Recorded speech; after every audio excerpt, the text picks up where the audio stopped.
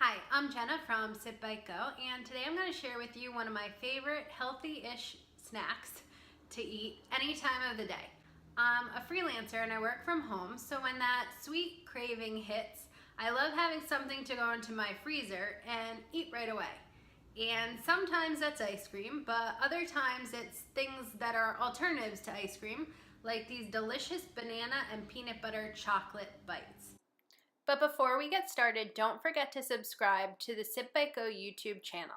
I have lots of delicious recipes for you to explore.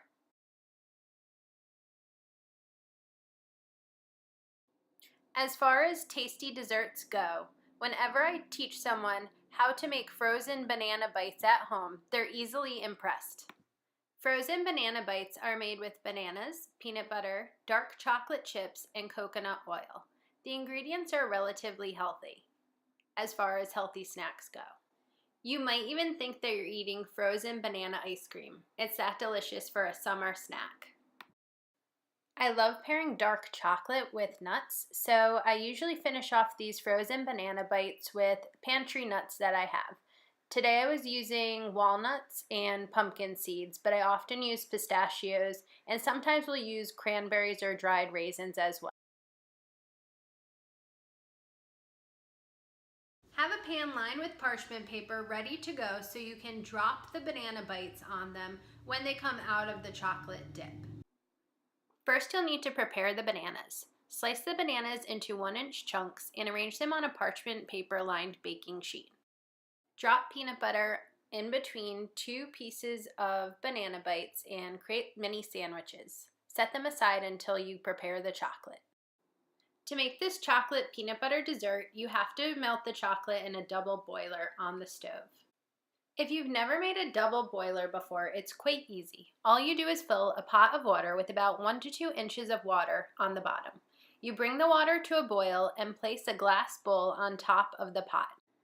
The bottom of the bowl should not be touching the water. It's the steam between the water and the bowl that allows the chocolate to melt instead of burning.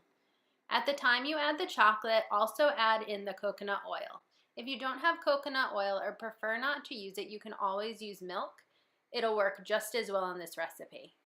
Once the chocolate and the coconut oil combines, you're ready to make your frozen peanut butter chocolate banana bites.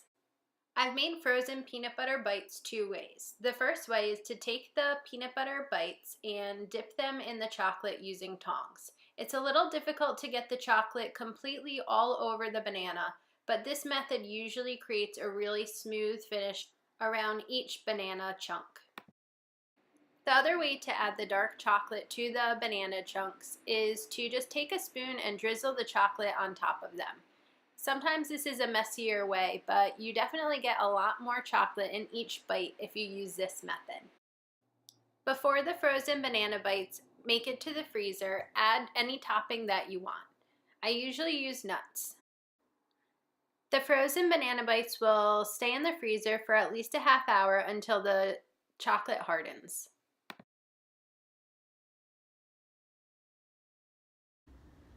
I hope you have a wonderful time making your own peanut butter chocolate banana bites at home. For the step-by-step guide to this recipe and directions on how to make other healthy snacks like cold salads that are always great to have in the fridge, visit sitbitego.com. I hope you have a wonderful day and make delicious frozen treats. Cheers!